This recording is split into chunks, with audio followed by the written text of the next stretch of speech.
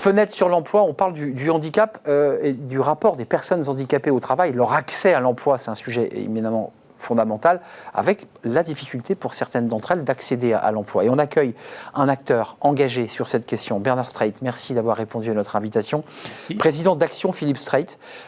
On a peu de temps, mais je voudrais quand même qu'en quelques mots, vous nous racontiez. D'abord, vous êtes un chef d'entreprise. Vous avez eu combien de salariés? Parce que vous êtes aujourd'hui en retraite. 4000. 4000 salariés. On a démarré dans la maison d'habitation. Ça a démarré dans la cuisine. Dans la cuisine, et j'ai laissé l'entreprise à un de mes fils, on était 4000. Et puis j'ai décidé de créer des activités pour aider les personnes en situation de handicap à travailler. Les raisons qui vous ont poussé, c'est parce que, il faut le dire, et c'est évidemment émouvant, c'est que vous avez eu un frère qui s'appelait Philippe Streit, et qui, sur son lit de mort, vous a dit il faut que tu t'occupes des personnes handicapées. Tout à fait. C'est comme ça que démarre votre engagement, c'est comme ça que ça démarre. Oui, et ça oblige. Parce que je lui avais fait un petit patrimoine au cas où je viendrais à disparaître avant lui. Et puis je lui posais la question à la veille de sa mort, qu'est-ce qu'il voulait faire un peu de ses sous. Il ne savait pas ce qu'il avait exactement. Et il m'a dit, j'aimerais que tu fasses quelque chose pour les gens comme moi. Et donc l'entreprise s'est construite aussi autour du handicap, avec ma tante qui avait la poliomyélite. Et c'est pour ça que mon père a créé, qui est un paysan, a créé l'entreprise. Et puis moi, je suis devenu un industriel pour mon frère. Et en fait, quelquefois, j'ai des amis qui me disent, vous avez cette capacité à transformer les pépins en pépites. Il faut transformer les pépins en pépites. Et vous êtes aussi, parce que c'est important de le dire, dans l'engagement et dans la transmission. Il y a beaucoup de chefs d'entreprise qui, parfois, voudraient s'engager, ne le font pas, hésitent. Il y a évidemment votre action Philippe Streit, un engagement très concret. Qu'est-ce que vous leur donneriez comme conseil? Parce que j'ai le sentiment, vous connaissant un petit peu, que vous avez grandi aussi avec ce projet. Ah ben bien sûr, et c'est sûr que déjà mon frère m'a fait grandir. Mon frère handicapé m'a fait grandir, m'a fait comprendre des choses, m'a fait comprendre que tout ne passait pas par le langage verbal. En l'observant, je comprenais beaucoup de choses. Et puis aux chefs d'entreprise qui voulaient faire ça, je leur dirais, allez au bout de vos idées, ne craignez pas de vous impliquer, de vous engager.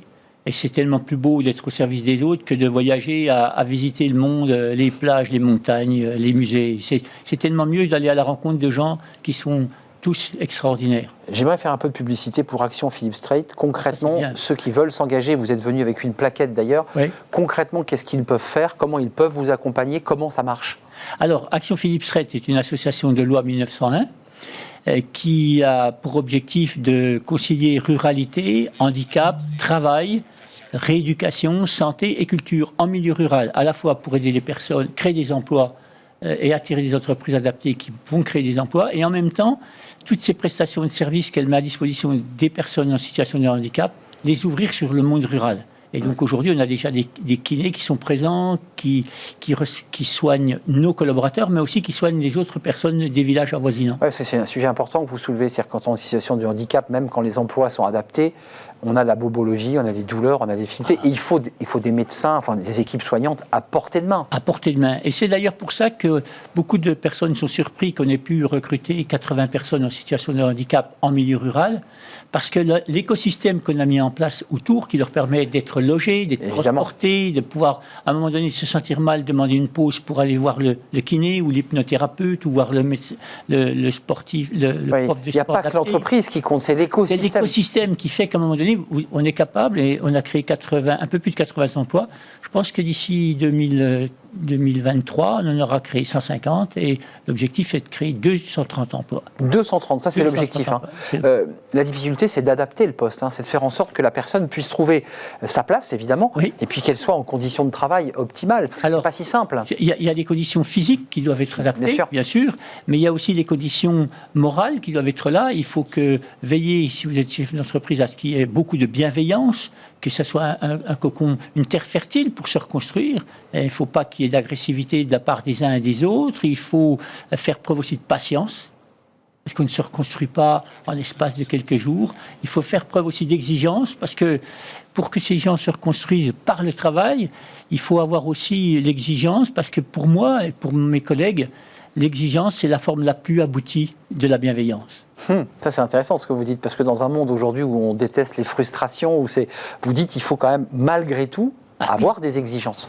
Si vous n'avez pas d'exigence, à un moment donné, les personnes que vous recrutez, qui travaillent là, se disent, bon, pas tout qu'on fait, bon, ils ont peut-être eu pitié de moi. Et c'est la pire des choses. On ne se reconstruit Oui, pas quand c'est comme ça. traiter cette personne handicapée comme un collaborateur. À dire, voilà, il y a une bienveillance, on te respecte à tous les niveaux, mais tu dois répondre aux exigences du client, parce qu'on facture notre prestation au client. Bien sûr. Tu dois avoir aussi un comportement qui permet de veiller à ce qu'il reste une bonne ambiance dans les locaux, dans l'entreprise, pour que chacun puisse venir au travail sans la boule au ventre et puis reprendre goût à la vie.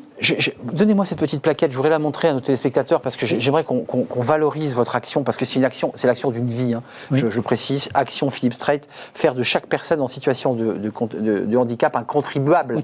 Quelqu'un qui, voilà, par le travail, par son effort et son travail, et par les exigences. Merci à vous, Bernard Strait, d'être venu nous rendre visite.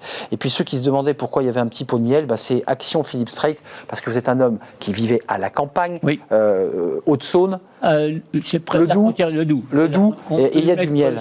Voilà, il y a du miel. Et je m'autorise à dire que je vais pouvoir le déguster avec grand plaisir. Merci. C'est un plaisir pour moi. Merci d'être venu nous rendre visite. Voilà, c'était bien le parcours et l'histoire de Bernard Strait dans Fenêtre sur l'emploi. L'émission est terminée, je vous retrouve demain évidemment pour de nouvelles aventures.